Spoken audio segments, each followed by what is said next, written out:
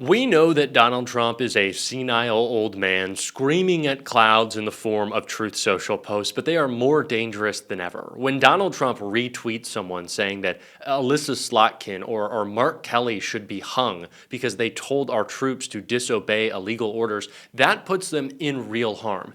Donald Trump's words in insane morning and night Truth Social posts have consequences, not just for the Democrats that he threatens, but now for him. Because Donald Trump's latest post has turned around, bit him in the ass, and is humiliating Melania Trump. We are going to get into it all and how his racism has backfired on him. But before we do, if I could quickly ask you to leave a like on this video, and if you haven't already and you enjoy our channel, to hit that subscribe button because it goes a long way in supporting our work. Now, before we get into how this is all backfired on Melania, I want to start with the post that Donald Trump made last night and his latest insane and terrifying threat. Trump announces he will permanently pause migration from all third world countries. President Donald Trump announced on Thursday evening that he would permanently pause migration from all third world countries in the wake of the shooting of 2 National Guardsmen by a suspected Afghan national. A migrant earning $30,000 with a green card will get roughly $50,000 in yearly benefits for their family. The real migrant population is much higher, wrote Trump in a Thanksgiving message posted to Truth Social. This refugee burden is the leading cause of social dysfunction in America. The president went on to accuse Somalian refugees of completely taking over the once great state of Minnesota before calling the governor of the state, Tim Walz, seriously R-worded. Even as we have progressed technologically, immigration policy has eroded those gains in living conditions for many, Trump continued, announcing, "I will permanently pause migration from all third world countries to allow the U.S. system to fully recover, terminate all of the millions of Biden illegal admissions, including those signed by Sleepy Joe Biden's auto pen, and remove anyone who is not a net asset to the United States or is incapable of loving our country. End all federal benefits and subsidies to non-citizens of our country, denaturalize, an important word, denaturalize migrants who undermine domestic tranquility, and deport any foreign national who is a public charge, security risk, or non-compatible with Western civilization. These goals will be pursued with the aim of achieving a major reduction in illegal and disruptive populations, including those admitted through an unauthorized and illegal auto pen approval process. Only reverse migration can fully cure this situation. Other than that, happy Thanksgiving to all, except those that hate, steal, murder, and destroy everything that America stands for. You won't be here for long." I hate to politicize this, and I hate that word because everything is political, but it's almost as if MAGA and Trump want these moments and they like these moments. Not once did Donald Trump say how bad he felt, his sympathy for the families who are dealing with this tragedy. He didn't say that he would go to Sarah's funeral. He started talking about his big margin of victory in West Virginia. Donald Trump wants to seize on these opportunities. That much is clear. His talk of denaturalization is the important point and maybe the scariest of them all.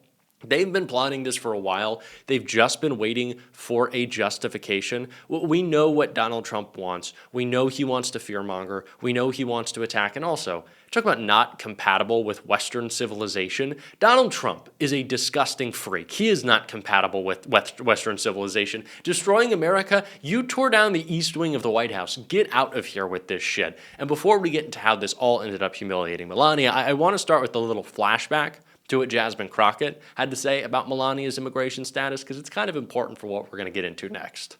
In this country. And since we're talking about integrity, I'm confused as to why my Republican colleagues aren't talking about the lack of integrity when it comes to the president's family's visas. Let me remind y'all that Melania, the First Lady, a model, and when I say model, I'm not talking about Tyra Banks, Cindy Crawford, or Naomi Campbell level, applied for and was given an EB-1 visa. And what's that stands for is an Einstein visa. Now, y'all that don't know, let me tell you how you receive an Einstein visa. You're supposed to have some sort of significant achievement, like being awarded a Nobel Peace Prize or a Pulitzer, being an Olympic medalist, or having other sustained extraordinary abilities and success in sciences, arts, education, business, or athletics. Last time I checked, the First Lady had none of those accolades under her belt. it doesn't take an Einstein to see that the math ain't mathin' here. Donald Trump has constantly railed against a broken system in America, and so much of America is broken. But it is broken in favor of people like Donald Trump, who are able to get out of their white-collar crimes, who are able to escape any actual accountability, and who abuse our system in the case of the immigration status of Melania Trump, how she was able to come to this country, because Donald Trump clearly doesn't have a problem with that, and I think Jasmine Crockett did a great job pointing out all the hypocrisy. But so did someone right after Donald Trump's denaturalization post that has ended up humiliating him, and I want to take a look. Tim Miller pitches wild idea for denaturalization process, send a signal that the White House will not play favorites. The Bulwark's Tim Miller responded to Donald Trump's announcement that he would seek to denaturalize migrants who undermine domestic tranquility by encouraging the White House to start by denaturalizing First Lady Melania Trump. Trump said on Thursday evening that he would permanently pause migration from all third world countries in the response to the shooting of 2 National Guardsmen. In a lengthy Truth Social post, the president announced his immigration pause, claiming he would also denaturalize immigrants who do not benefit the United States. Responding to the post, Miller hit back at Trump, calling out the president's personal connection to those who have immigrated to the United States. If we are going to denaturalize migrants who undermine domestic tranquility, any fair system would start with Melania to send a signal that the White House will not play any favorites, Miller wrote on Friday. Melania Trump immigrated to the United States in 1996, first on a tourist visa and later worked on visas related to her modeling career and became a citizen in 2006. The First Lady spoke about her experience with the immigration process at an event at the National Archives in 2023, telling a group of 25 immigrants being sworn in as U.S. citizens that my personal experience of traversing the challenges of the immigration process opened my eyes to the harsh realities people face. Despite the wife's personal history, Trump has continued to push policies that further restrict immigration. In his Thursday post, the president broadened his strategy to crack down on the immigration population, claiming that only reverse migration can finally cure this situation. The Bulwark writer responded to this claim as well, posting a list of statistics related to Trump's migration proposal. Here are the countries that lead the way in reverse migration, wrote Tim Miller. This is what Trump wants for America. I think that it is a wonderful idea. Tim's right. Let's prove a point. Let's make it clear. We don't play any games. And we can finally acknowledge that Melania gets to be above the system, that Donald Trump always gets to be above the system. And if you want to talk about how it's broken, just look in the mirror. The corruption is blatant. Stephen Miller is a part of that corruption as well. That's why he was on the mind. But he is not the only one part of this corruption as it relates to immigration. So is someone who has largely skated under the radar since his big corruption scandal, because we have one every single day, but that is Tom Homan, who took tens of thousands of dollars in cash in a sting operation that we have still not talking about for some reason, but someone is. It's Adam Schiff, and I want to take a listen to what he had to say. Joining us now is Democratic Senator Adam Schiff of California. He's a member of the Senate Judiciary Committee and a former federal prosecutor. Senator Schiff, what normally happens with this kind of cash in undercover operations like this run by the FBI? Well, there would be a follow-up if there's a prosecution where you would make sure that the money was retained so you could enter it into evidence during a trial. Sometimes the $50,000 might be in marked bills. I remember working on a case involving corrupt L.A. sheriffs way back in the day when I was a prosecutor, and it involved marked bills that were later found sequestered within the drywall in this deputy sheriff's home. So you want to be able to prove that you provided the money. Now, if you've got video of it or audio of it, you may not need marked bills, but it's an important part of the evidence. But also here, where the Justice Department dismissed the case for reasons it's never made clear, the question is, did they ever get the money back, or did he just get this $50,000 bribe gift from the FBI? And we should be able to get answers from the Attorney General on that, or the Director of the FBI. But that requires that Republicans join us in doing serious oversight. That requires the Judiciary Committee demand on a bipartisan basis answers to those very basic questions. They haven't been willing to do that. So Senator Whitehouse, Senator Blumenthal, and myself have now made these FOIA, Freedom of Information Act requests.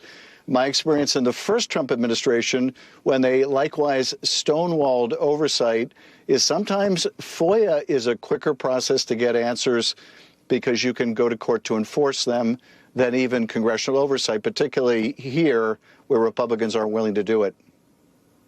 Senator, one of the answers that the Attorney General could have given to Senator Whitehouse's question about this is it never happened. There was no FBI undercover operation investigating Tom Homan. There is no video of him accepting $50,000, and so there is no $50,000 to talk about. That's an available answer if it's true. That's absolutely true. That's absolutely right. Another available answer is we will get you that information. We will provide that to this committee. If there's an audio or videotape, we will turn it over. We will let you know whether he paid taxes on this. If he kept the money, we will give you those answers. That, too, would be acceptable if she actually didn't know the answers. Now, I think she does know the answers. If you played a little more of that tape, you would have seen what she did with respect to just about everyone on the committee, which is when she got questions she didn't like, she turned to personal attacks on the different senators. But yes, you're absolutely right. She could have made a denial. Even Tom Homan, when he was originally asked about this on Fox, didn't deny getting the cash. He was willing to say he didn't believe he did anything illegal, but he didn't rule out getting the cash.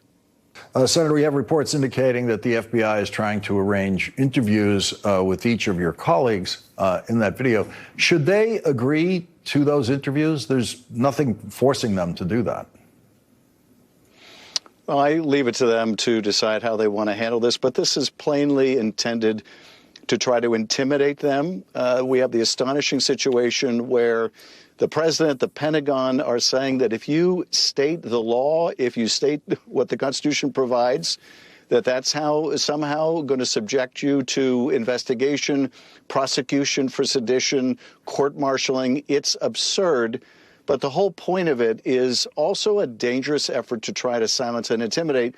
And I can tell you, knowing all of these six who made that video, they are not about to be silenced or intimidated. They have faced far greater in their careers than these idle threats from the president or the Pentagon. But nevertheless, it's, part of the abuse of the Justice Department to go after the president's enemies. He's now abusing the Pentagon to go after his enemies. He's abusing the FCC to go after his critics in late-night comedy. He's using the Department of Education to go after his critics at universities.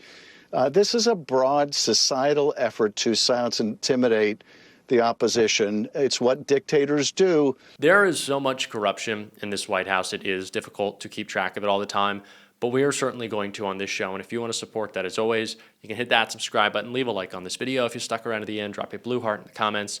Keep on fighting, y'all. Don't let them silence you. And until next time, I'll see you soon.